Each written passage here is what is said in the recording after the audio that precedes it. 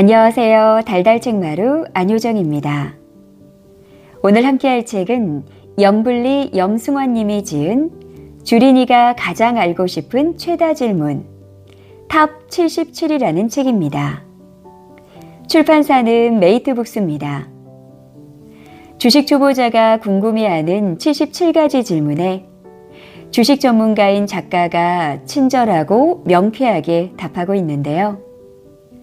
주린이가 가장 궁금해하고 많이 물어보는 주식 용어와 개념, 알고 싶어하는 투자 지식과 주식 투자의 정석, 기술적 분석과 주식 시장을 움직이는 힘, 그리고 주가의 속성과 주식의 속성, 마지막으로 주의사항 파트로 나누어 상세하게 다루고 있습니다.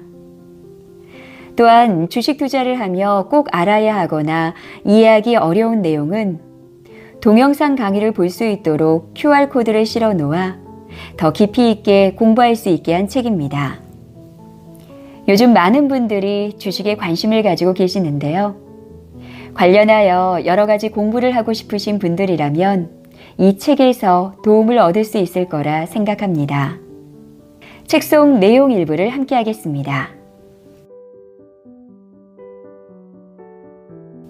주도주에 올라타야 돈을 번다는데 정말인가요?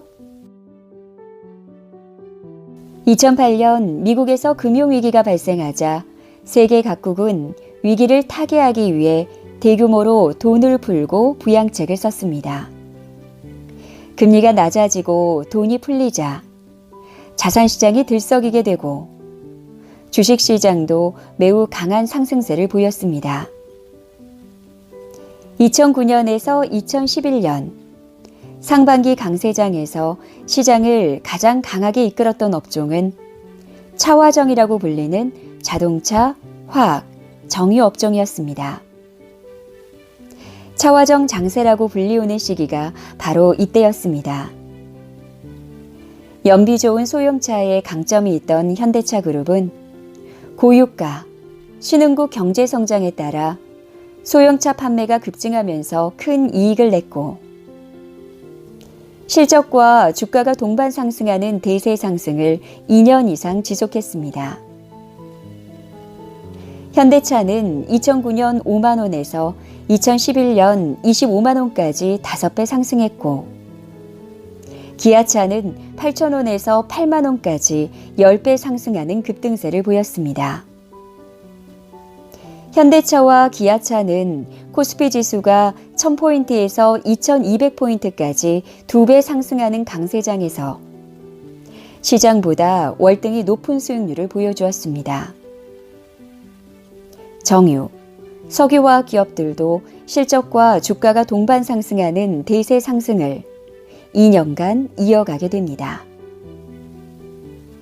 중국의 대규모 경기 부양에 따라 원유와 석유화학 제품 수요가 급증했고 석유화학 증설도 제한적이어서 한국의 대표 화학 기업들은 막대한 이익을 기록하게 됩니다. 정유사들은 유가가 110달러까지 급등하면서 재고 평가 이익이 크게 증가했습니다. 2011년 동일본 대지진이 발생했고 일본 정유 공장들이 큰 타격을 받게 되자 반사 이익으로 주가는 끝없이 상승하게 됩니다. SK이노베이션의 주가는 7만 원에서 25만 원까지 상승했고 석유화학 대표 기업인 롯데케미칼의 주가는 6만 원에서 47만 원까지 상승했습니다. 물론 2009년에서 2011년 상승장에서 차화정 외에도 많은 업종, 기업들이 강세를 보였지만 주도주는 그 시대를 대표하는 산업에 속해 있는 기업을 의미합니다. 당시 기업은행은 주가가 5천 원에서 2만 원까지 4배 가까운 상승세를 보였지만 주도주라고 부르지는 않습니다. 자동차, 정유, 화학처럼 그 시대를 대표하는 산업은 아니었기 때문입니다. 시가총액도 커야 하고 그 시대를 대표해야 하며 매출과 이익도 당연히 증가해야 하고 주가도 지속적으로 상승하는 기업들을 우리는 주도주라고 부릅니다. 단순히 주가만 급등했다고 해서 주도주라고 하지는 않습니다. 2020년 코로나19 전염병이 전 세계를 강타하면서 주가가 폭락하고 가계와 기업이 큰 타격을 받았습니다. 외부 경제 활동이 막히면서 백화점, 면세점, 항공, 여행 같은 대면 산업과 건설, 철강, 조선, 화학 같은 경기 민감형 기업들이 큰 충격을 받았습니다. 하지만 비대면 산업은 엄청난 성장을 하게 됩니다. 온라인으로 물건을 주문하고 모바일 게임을 하며 드라마를 시청하고 음식을 주문하는 수요가 폭발적으로 늘어났습니다. 그 전에도 온라인 산업은 커지고 있었지만 코로나19를 계기로 5년 후에 잠재 수요가 바로 실현된 것입니다. 코로나19를 퇴치하기 위해 제약사들은 치료제 개발에 집중했고 그 기대감에 의해 주가도 급등세를 보였습니다. 이와 동시에 각국 정부는 경기 부양을 위해 재정을 친환경 산업에 집중하는 그린 뉴딜 정책을 발표했습니다. 특히 유럽에서 적극적인 친환경 정책들이 발표되자 전기차 판매가 급증하게 되었고 세계 1위 전기차 배터리 회사인 LG화학을 중심으로 배터리 기업들의 주가는 급등세를 보였습니다. BBIG는 배터리, 바이오, 인터넷, 게임의 약자를 따서 만든 용어입니다.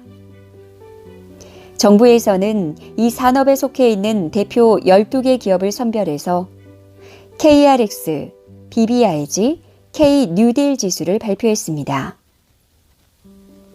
정부에서 정식으로 BBIG를 주도주라고 인정한 것이죠. BBIG는 코로나19로 인해 변해버린 시장 환경에서 시장을 이끄는 대표 산업이 되었고 실적과 주가 역시 크게 상승하면서 주도주로서 자리매김을 하게 된 것입니다. 미국 시장도 크게 상승했습니다. 애플, 아마존, 마이크로소프트, 알파벳, 페이스북, 넷플릭스, 테슬라는 특히 한국 투자자들에게 강한 러브콜을 받았는데 이들 기업을 한국에서는 칠공주라고 불렀습니다. 칠공주 중에서도 가장 인기가 높았던 테슬라는 2020년 3월 저점 70달러에서 600달러까지 상승하면서 칠공주 중에서 가장 높은 주가 상승을 보여주었습니다. 이외에도 2013년에서 2015년 건자재 랠리를 이끌었던 한샘, 2014에서 2016년 중국 소비주 랠리를 이끌었던 아모레퍼시픽, 2018에서 2019년 5G 통신장비 랠리를 이끌었던 KMW도 주도주라고 부를 수 있습니다. 특히 이 기업들은 약세장 국면에서도 주가가 최대 10배 이상 상승하면서 주도주는 강세장에서만 탄생한다는 논리를 뒤집었습니다. 성장하는 산업에 속해 있고 매출과 이익이 시장 평균을 크게 뛰어넘는다면 약세장에서도 주도주가 탄생할 수 있다는 것을 보여준 것입니다. 염블리의 꿀팁. 주도주는 그 시대를 대표하는 산업에 속해 있으면서 매출, 이익 및 주가 상승률이 시장 평균을 크게 뛰어넘는 기업을 의미합니다. 주도주는 시장보다 월등히 강하고 시장이 하락해도 급락하지 않습니다. ETF란 무엇이고 어떤 장점이 있나요? ETF는 Exchange Traded Fund의 약자로 상장지수 펀드라고 불리는 상품입니다. ETF는 펀드를 마치 주식처럼 시장에서 자유롭게 사고 팔 수 있는 상품입니다. 투자자들이 언제든 시장에서 원하는 가격에 매매를 할 수 있고 개별 주식을 고르는 수고를 하지 않아도 되기 때문에 장점이 매우 많은 상품입니다. 개인 투자자가 100종목을 분산해서 투자하기는 어렵지만 ETF는 간접적인 분산 투자를 가능하게 합니다. 펀드는 운용 대가로 지급하는 운용 보수가 1%가 넘고 중도에 환매를 하면 수수료도 부과되고 환매 후에도 현금 확보까지 일주일 정도의 시간이 필요합니다. 까다로운데 비싼 상품인 것이죠. 반면에 ETF는 운용 보수가 0.2% 수준으로 싸고 주식과 마찬가지로 매도 후 이틀 후에 현금 확보가 가능합니다. 거기다 매우 큰 장점이 하나 더 있습니다. 현재 국내 주식 매도 시에는 0.25%의 거래세가 부과되는데 ETF는 거래세가 부과되지 않습니다. ETF 투자 시 발생하는 세금과 관련해 주의사항이 있습니다. ETF는 거래세를 내지 않지만 매매 차익과 관련해서는 ETF 종류에 따라서 배당 소득세를 내야 합니다. 국내 주식형 ETF는 매매 차익 발생 시 비과세로 세금을 내지 않습니다. 그 외의 ETF, 즉 채권 ETF, 해외지수 ETF, 파생형 ETF 등은 매매 차익이 배당 소득세로 과세되어 세금을 내게 됩니다. 국내 주식형 ETF는 비과세이지만 매매 차익 발생 시 다음 연도 금융소득 종합과세에 포함되니 주의가 필요합니다. ETF는 주식처럼 종류가 다양합니다. 지수형, 업종형, 해외지수형, 채권형 등 다양한 상품으로 구성되어 있습니다. 글로벌 시장에서 거래되는 거의 모든 상품들을 간접적으로 투자할 수 있다는 것이 ETF만의 큰 매력입니다.